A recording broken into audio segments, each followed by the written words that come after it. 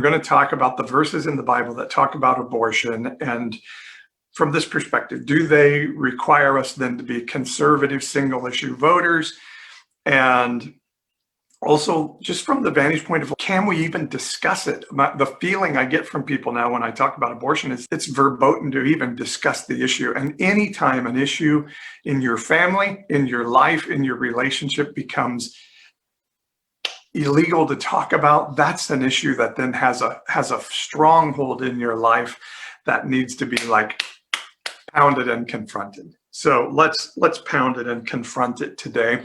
Before I do that, let me invite you, those of you who are in our NPE Patreon community, and if you're in our private group on Facebook, then many of you are Patreon followers already. If you're not in Patreon, and you can get there by going to patreon.com/NPE podcast, or just go to my website at pastor-paul.com and click on that Patreon button in the upper right-hand corner. Sign up at $5.99 today, and then tomorrow, Saturday, January 29th, 30th tomorrow. Am I right? Looking at the date, 30th tomorrow. You can join me live for a half-hour private discussion group at 8:30 Pacific before I do my Bible chat, and then you can stay in the Zoom room during the Bible chat from 9 to 10.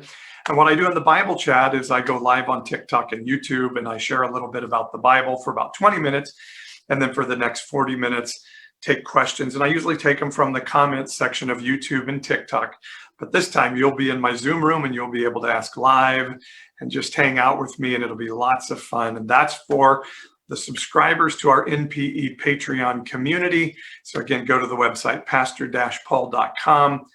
Click on that Patreon button in the upper right-hand corner. If you're accessing from an iPhone, I hear the link is not in there. And so then it's patreon.com/NPE podcast. And I'm sorry that's so complicated, but patreon.com/NPE podcast. I can't make it any easier, but I'm going to.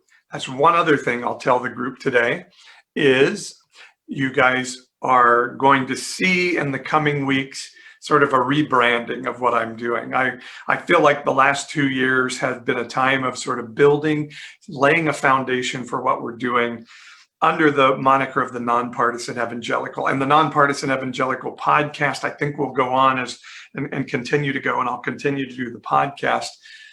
But I think the time of looking at the evangelical church and saying, hey guys, we're missing it, is over. I think we're moving into a post-evangelical era. And so I'm just really not concerned about what the evangelical church does anymore, to be honest. I have too many people that are coming to me saying, hey, I've been chased off from the church by its politics and its anger and its staunchness and its fundamentalism.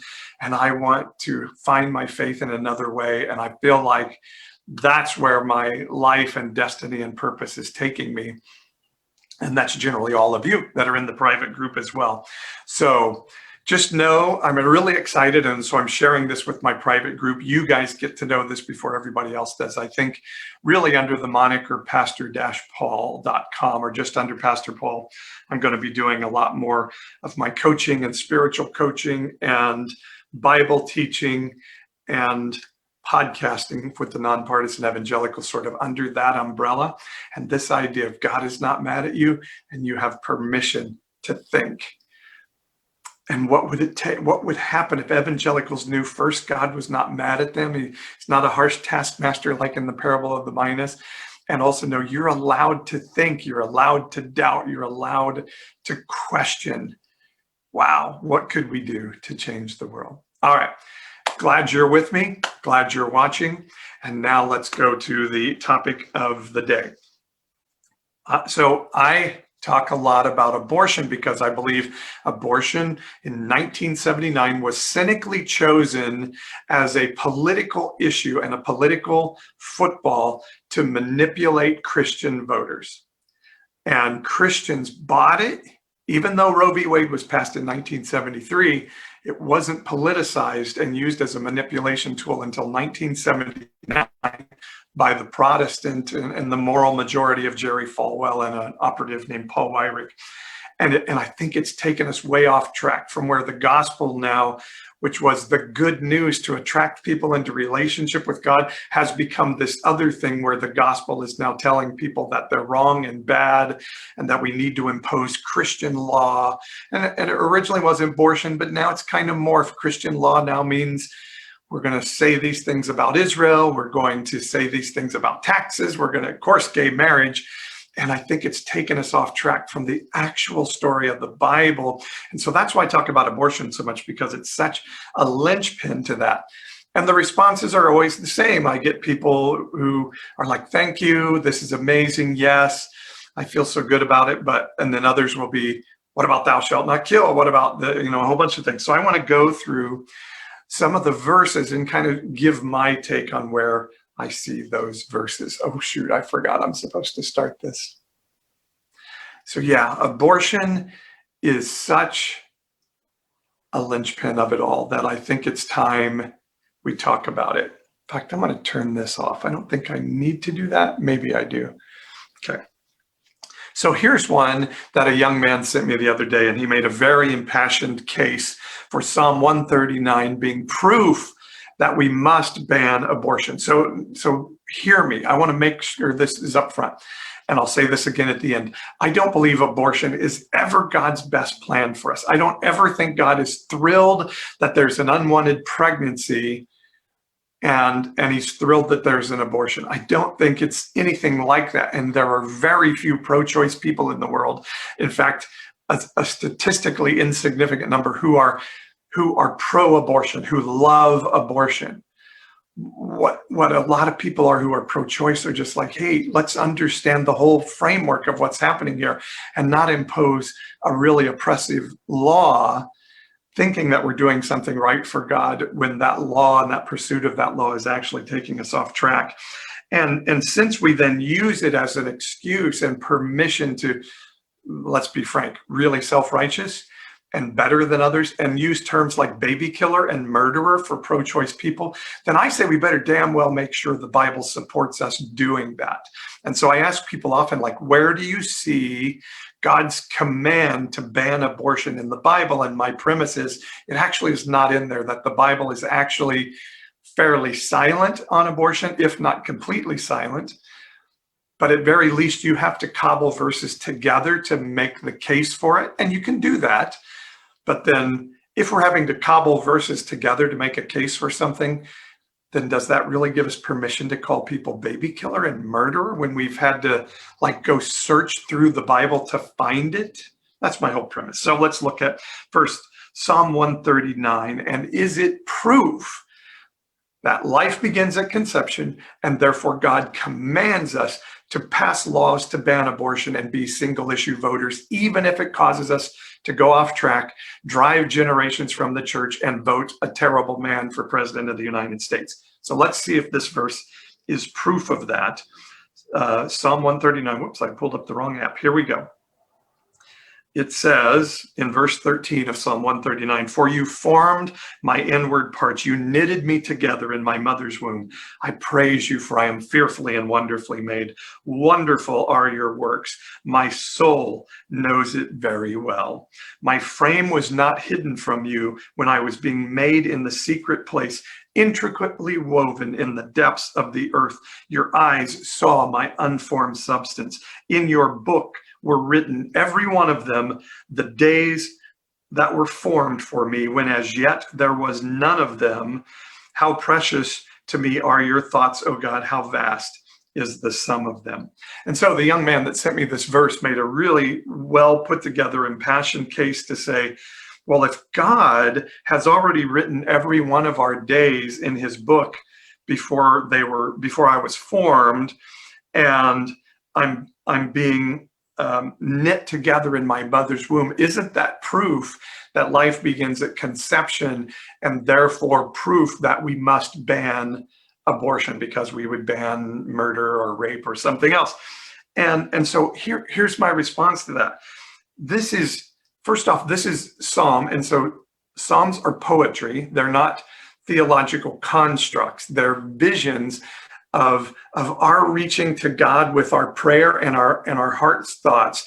and poetic demonstration of how God lovingly reaches to humanity and how precious his thoughts are for us, it says here. So verse 13 says, you knitted me together in my mother's womb. And so again, we could say, okay, see, that is proof that life begins at conception. But we have to be careful to make theological constructs out of poetry, because then it goes on to say, you wove me in the secret place, in the depths of the earth.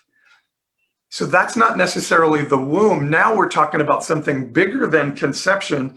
And it says, your eyes saw my unformed substance, in the depths of the earth. In the New Testament, we're told that he knew us before the laying of the foundations of the earth. So that means we can say, yes, God knew us and knitted us together in our mother's womb. And so that means life begins at conception. But I could make the same argument that life then began before creation, because he knew us then. The days of our lives were actually numbered, it says, before the laying of the foundation of the earth. So if by this verse or similar verses in Jeremiah 1, or the fact of John jumping in the womb in Luke 1, and I can say that proves that abortion is murder, I could also make the case, and I know many of you are going to say this is a stretch, but it's the same reasoning to say, well, if God knew us from the laying of the foundation of the earth, and our days were numbered and formed before we were still formless, not now being conceived in the womb, but formless in the depths of the earth, which means before all this stuff came together, then I can make the argument that contraception is murder, because I'm interrupting the purpose of God being the determiner of life. And like some of our Catholic friends would even say, contraception is murder, is a sin, because you're taking the decision of life into your hands. And so procreation, if you didn't procreate, that could be considered in an argument be made for sin. Do you understand what I'm saying? I'm not trying to make this case. I'm saying if Psalm 139 is an argument that abortion is murder and gives us rights to call people a baby killer, I could make the same argument to say, no, Psalm 139 actually says God knew our days before he created the earth, and therefore contraception is sin. Therefore contraception is murder. Not getting married is interrupting the plan of life that God has. So you see what I'm saying? It's not that Psalm 139 doesn't give you a place to make a case of like, I feel disturbed by abortion because I feel like a baby's life is being ended. But I can also make the case that if that's a theological construct that says we need to ban abortion because it's murder, I can make the same case for contraception or for not procreating as some other religions believe. So we can't be staunch in that argument. We can make a case for, I think this is a baby's life being snuffed out, and that's legitimate. But to say this proves that we must ban abortion because our days were numbered before we were formed, you can't really make that case. You can say, I believe it, and I want to live in that, but you can't say you're a baby killer if you disagree with me, because this verse and Jeremiah 1 and Luke 1 don't actually make that case. And certainly the sixth commandment for Protestants, the fifth commandment for Catholics that say thou shalt not kill, in no way ascribes killing to pre-birth and to conception. So that's a really important point, and I hope I explained that well and that made sense, because Psalm 139 is such a beautiful verse and a beautiful poetic look at how God interacts with us in our humanity even before we're alive. I don't want to sully it by making it an argument to call somebody a baby killer. It's simply not there in that verse. Do you get what I'm saying? So let's be careful to not say this is proof. Let me denote here, it's Ephesians 1, 4, and 5 is one of the verses where it says we were chosen by God at creation. So God doesn't know us just after we're conceived in the womb. The Bible says in its beautiful poetic tome toward God's interaction with humanity that he knew us before we were conceived in the womb. So we can't say make this as a case that life begins at conception when God knew us before then. God knows all the days of our life before we're conceived in the womb and before we exit it. So we need to be careful that we don't say this gives us permission to call people a baby killer and be a single issue voter and despise anybody else who is not. And here's a question that I just want to posit. And again, some of you may say, oh, that's horrible. But part of my goal is to get us to think. So let's think about this. If God knows all our days, and they're numbered from when we're in the womb, as the young man was making the case from Psalm 139, and to me, before the laying of the foundations of the earth, as it says in Ephesians 1, 4, and 5, and I believe says also in Psalm 139, then would God be surprised by the abortion? Wouldn't God already know that's going to happen and work that into the plan of life for that unborn child? I know that's a lot to process, but think about it. You're making the case, God knows our days before we're born while we're in the womb, and so we can't abort because that is interrupting the plan of God. And I'm saying, well, if God is omniscient and omnipotent, knows the beginning from the end, and is powerful over all of it, wouldn't he not already understand that that baby's going to be aborted and have created a destiny and a purpose for that baby outside the confines of this life of being in this body? Is God not big enough to overcome even death by abortion? Again, I'm not saying that's his perfect plan. I'm saying he's big enough if you understand the bigness of God, and if you serve a big God, not one we've created in our own construct.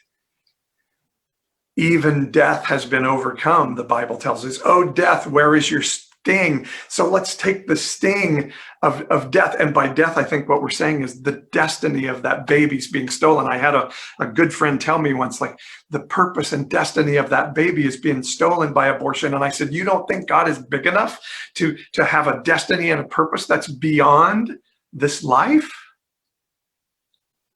Let's worship a bigger God.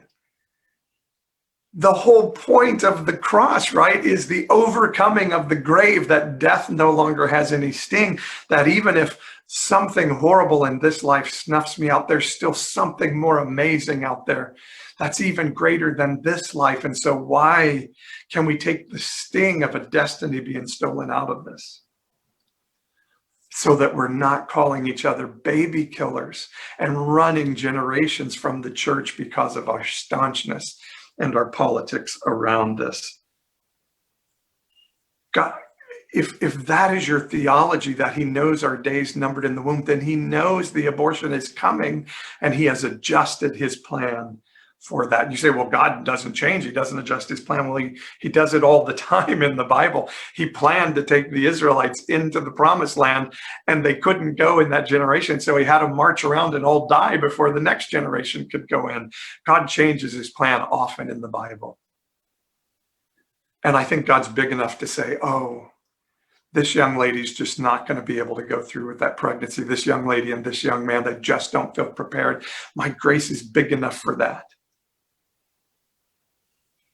And if that is a baby in the womb, he's big enough to say, I'm just going to collect that baby up to me, and I'm going to take that baby to heaven. And that baby is going to have a fulfilling and wonderful life, as we know from Hebrews 11 to Hebrews 12, where people that didn't see their destiny and purpose fulfilled on earth become part of the great cloud of witnesses to God's faithfulness in Hebrews chapter 12. And I guarantee you there are aborted babies in heaven, if that's your belief system, that are saying God is exceedingly faithful to fulfill our purpose and destiny, even beyond the injustice of life on earth.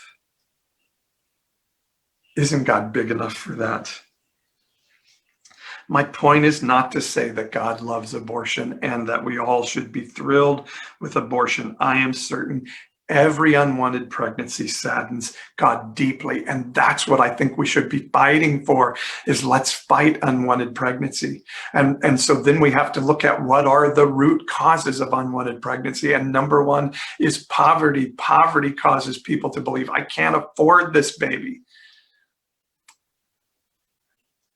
Or the belief that now I'm not going to be able to go to school and fulfill my purpose on earth. So why don't we provide the opportunity for single moms to have free schooling and education and college? And so they're going to need childcare and health care for that as well. Well, now, Paul, now you're enabling them to just have sex. No, I'm enabling them to survive in the midst of it all. The idea that Christians created that abortion is done as a convenient way to get rid of pregnancy and people use it as birth control is just simply a big old fat freaking lie. Very few times does that ever happen.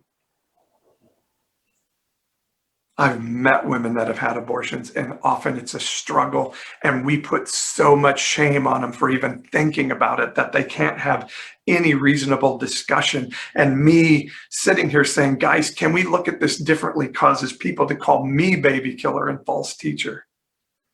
Because we've built a construct of our humanity into the theology of this thing, and we've misunderstood who God is.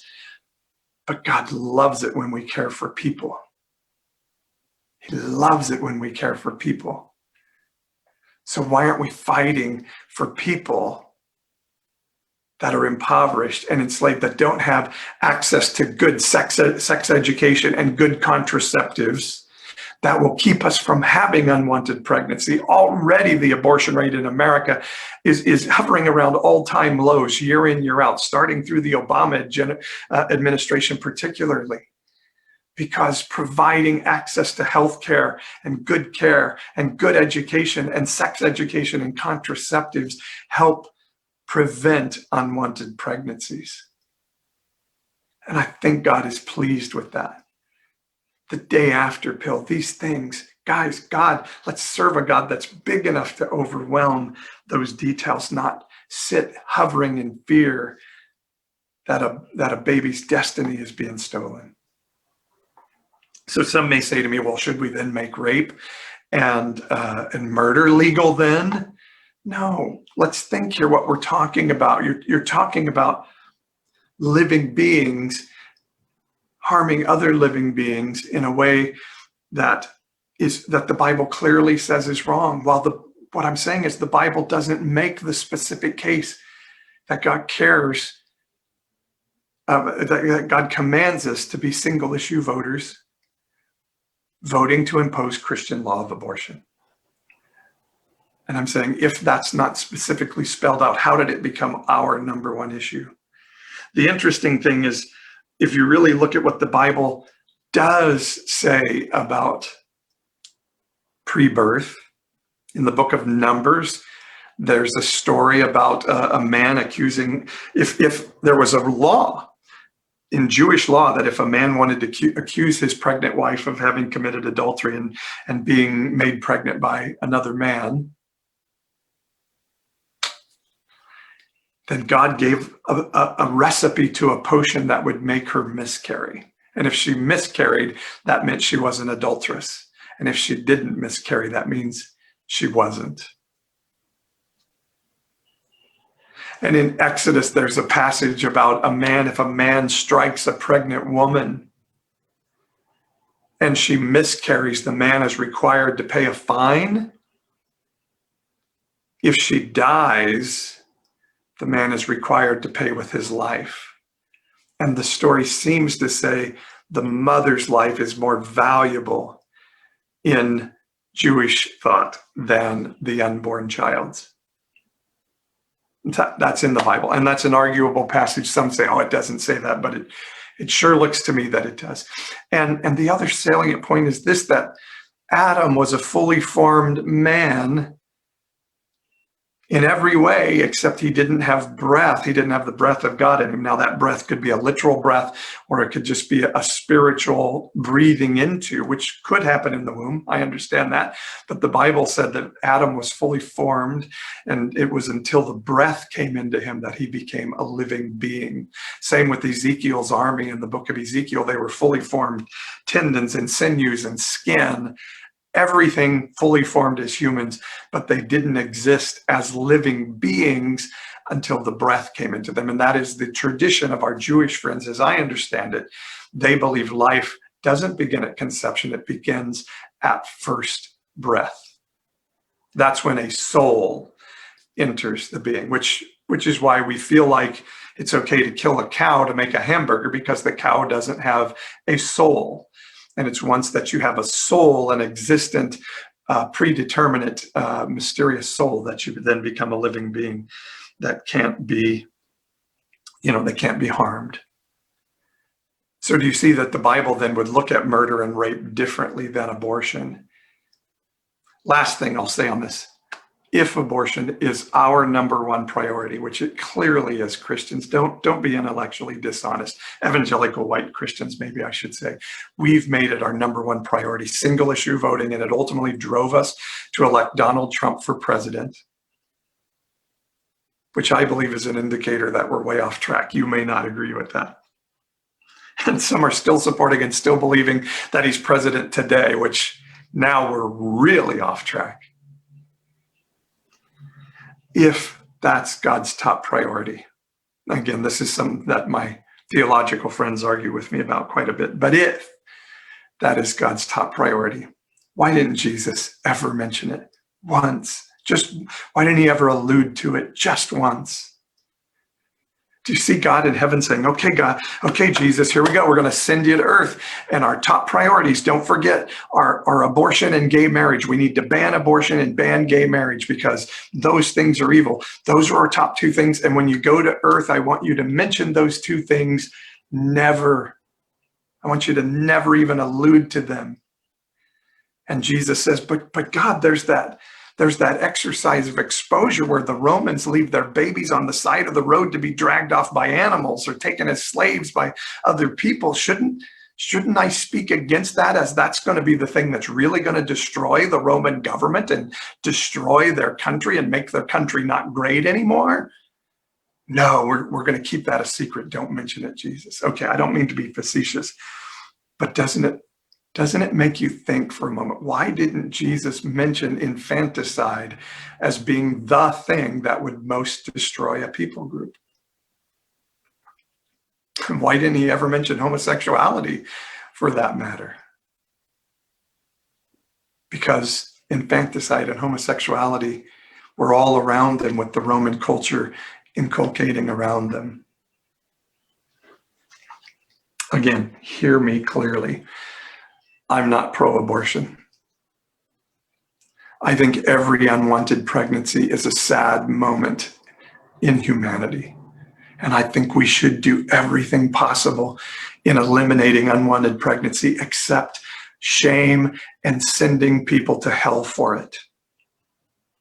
God never called us to bring shame and condemnation. He sent his son into the world not to condemn the world, but to sozo it, to reconcile its relationship to heaven. So I give you permission to fight hard against unwanted pregnancy. Let's fight poverty. Let's have sex education. Let's do the things that will keep young women and young men from finding themselves in a situation where they weren't planning to have a baby, and all of a sudden they find themselves in that situation where they're saying, I don't think I can do this. And like so many things, then when we get ourselves in a situation where we're like, what have I done? Let's provide every outlet to lovingly help them walk through that decision together. If it's, we want to say, we will pay for the baby, we'll pay for the child care, we'll pay for the education. If you keep that precious soul, I'm good with that.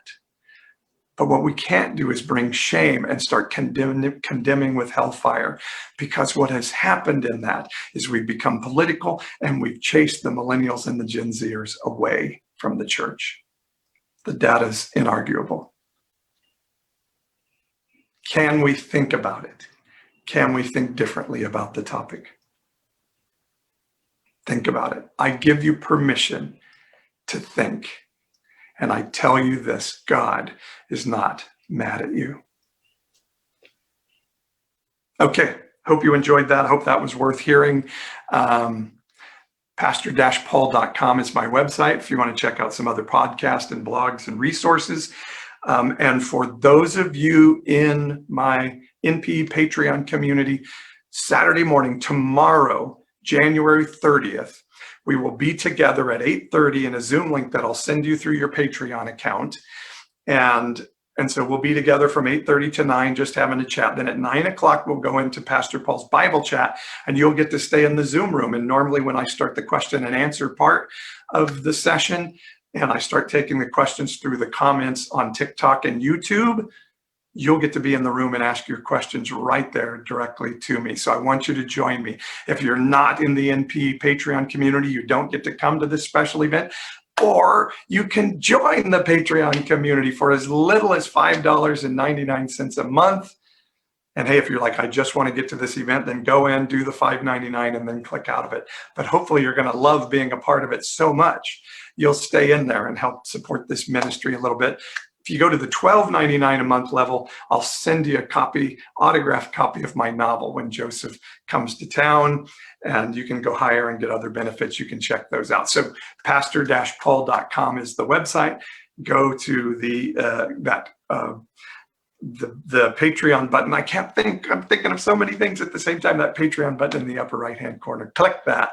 And when you sign in, you'll be a part of the Patreon community, and you'll get to join me tomorrow in the Bible chat. Next month, then, if you're in at the minimum $5.99 level, you get to hang out with both me and Ashley before we do our live show on Saturdays at 10:30 Pacific time.